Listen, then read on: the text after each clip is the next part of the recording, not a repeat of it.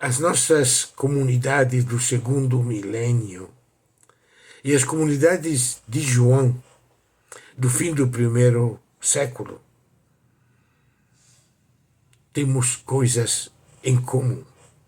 Apesar de todas as diferenças, de todas as mudanças que aconteceram em 2000 anos, temos algo em comum que se mantém. A primeira, que como a comunidade de João, as nossas também, são de uma geração que não viu Jesus diretamente. Que como Tomé não estava lá quando Jesus se fez presente no meio dos seus amigos. Nós não vimos Jesus. Não fizemos a experiência de poder tocar, ouvir, escutar, ver Jesus. A segunda coisa em comum é que estamos em lugares bem longe da terra de Jesus. As comunidades de João estavam na Ásia Menor, atual Turquia. As nossas estão espalhadas no mundo inteiro. Tem uma terceira coisa que é talvez mais importante para compreender a mensagem do Evangelho de hoje. Já no fim do primeiro século já estava começando a aparecer uma igreja que não queria ser perseguida pelo mundo. Queria ser reconhecida como lícita. Uma igreja preocupada mais para dentro de si mesma, preocupada com a sua estrutura de governo, preocupada com a doutrina, que se torna a coisa mais importante, com a liturgia. A igreja é presente nas cartas chamadas pastorais, de Tito, Timóteo, as cartas de Pedro. Uma igreja que para conviver com o mundo não quer fazer a diferença. Os escravos têm que continuar sendo escravos, e se os donos forem cristãos, mais escravos ainda. As mulheres têm que ficar caladas, submetidas, para que não falem mal de nós. O bispo tem que ser respeitado e reconhecido pelas autoridades de fora também. Aos ricos se pede só que façam esmolas cada vez mais generosas para os pobres. Essa igreja que naquele tempo estava começando a surgir e que hoje é a maior realidade que estamos vivendo, apesar de umas ótimas e boas exceções. É nesta realidade que João escreve seu evangelho. As comunidades recuperando a memória antiga do Jesus de Nazaré. E é neste contexto que temos que ler as portas trancadas da comunidade. Vamos nos colocar nos panos de Tomé. Nós não estávamos lá. Quem estava lá eram os outros 10. As portas estavam trancadas por medo dos judeus. Assim, de uma igreja que não quer o confronto com o mundo, não quer ser perseguida, quer ser reconhecida, aplaudida. Medo. Mais preocupações, mais medo do que proposta profética. Portas trancadas. E Jesus que chega lá, no meio. Paz para vocês. E mostra as feridas, mostra o que significou. Que ele é o vivo, mas é o vivo entre nós, é aquele que foi crucificado, aquele que o mundo odiou e botou na cruz.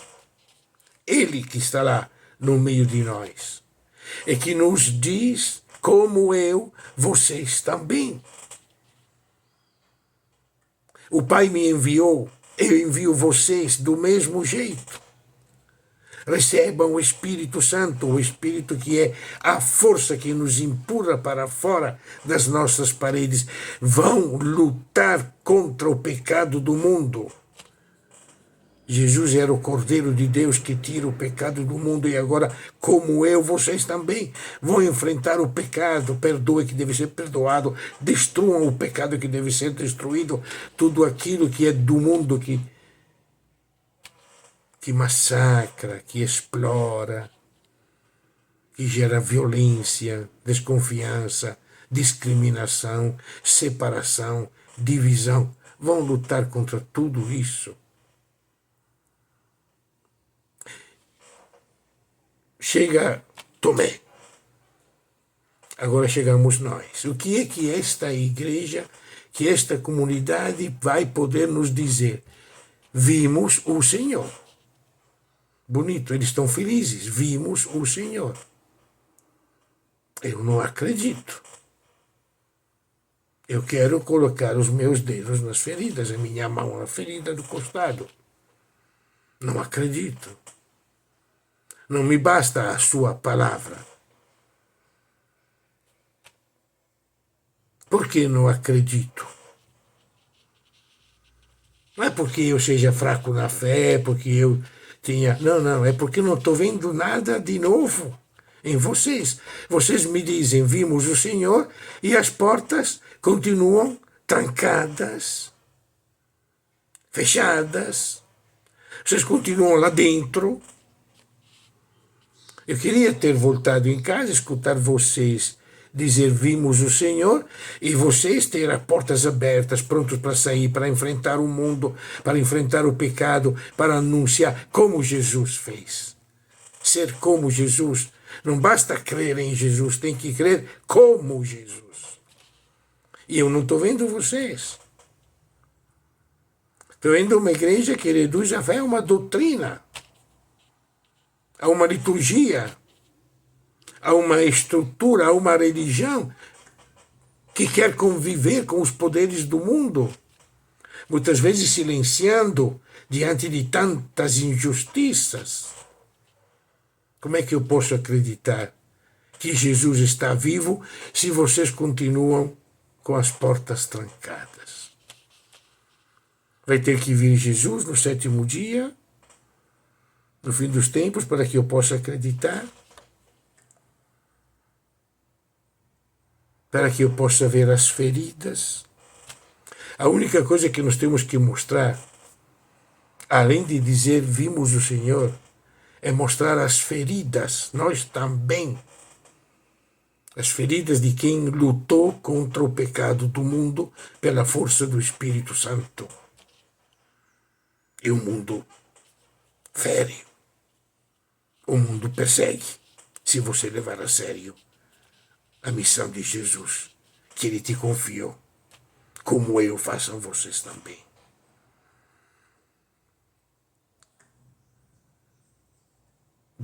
Bem-aventurados aqueles que creem sem ter visto.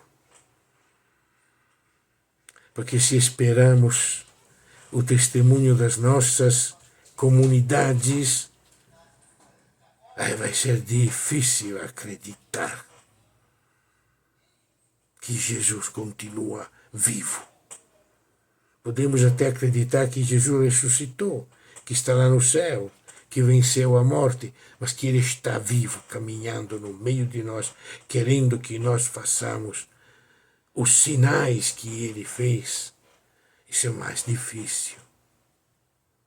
Bem-aventurado nós, desta geração que não vimos o Senhor, mas que acreditamos seriamente na sua palavra.